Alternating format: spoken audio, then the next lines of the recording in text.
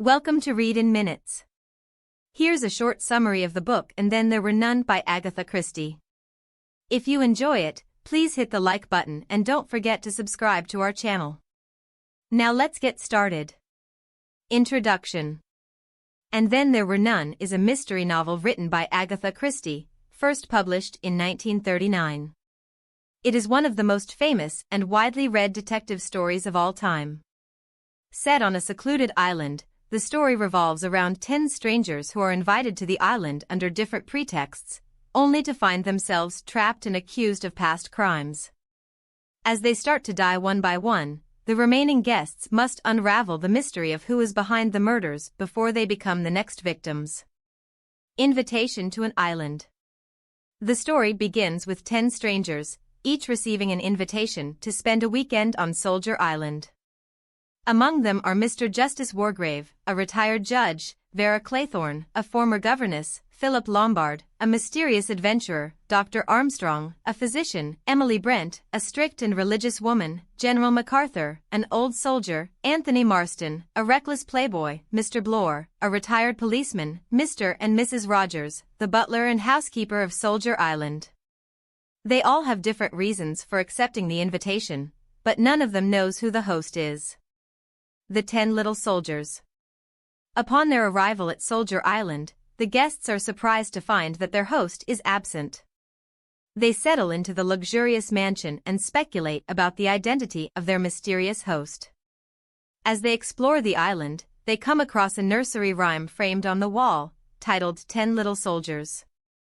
The rhyme describes 10 soldiers who die, one by one, in various ways. The guests find the rhyme unsettling but dismiss it as a mere curiosity. Dinner and accusations.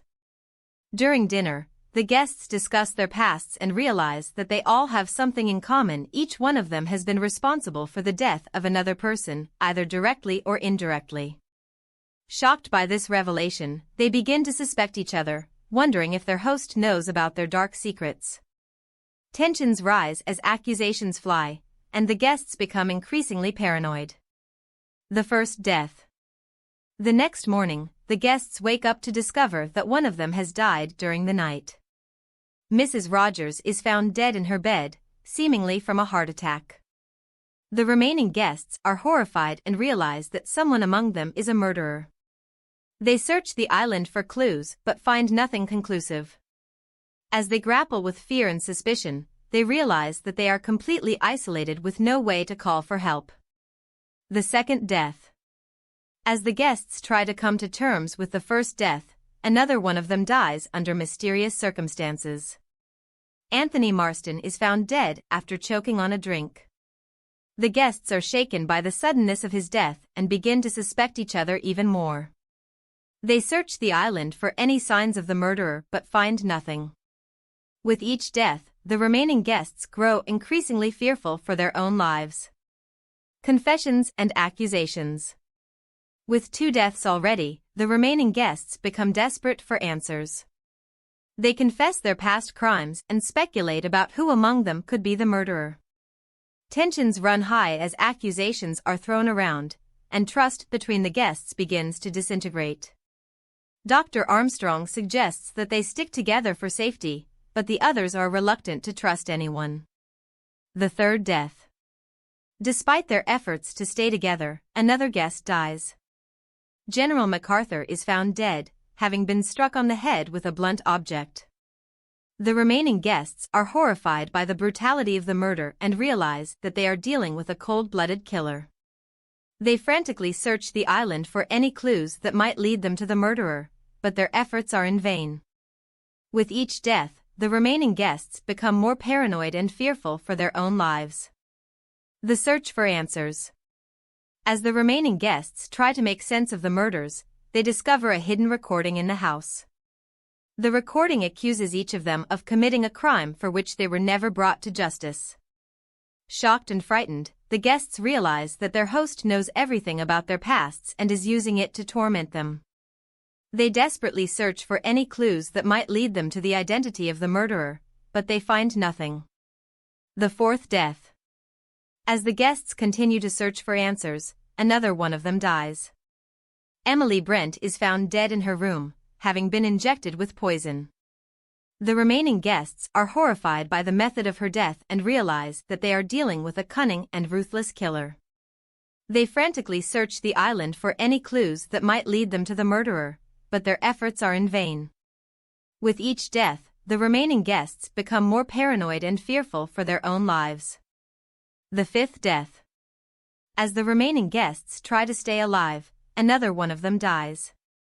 Dr. Armstrong is found dead, having been pushed off a cliff. The remaining guests are horrified by the violence of his death and realize that they are dealing with a dangerous and unpredictable killer.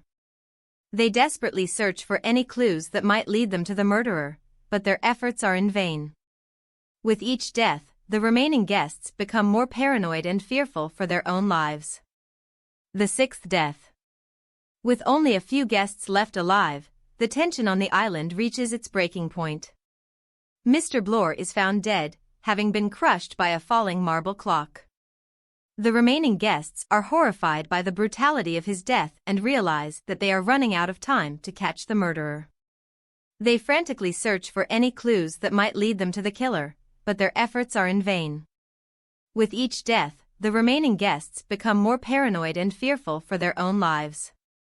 The final confrontation. As the remaining guests struggle to survive, they finally uncover the identity of the murderer.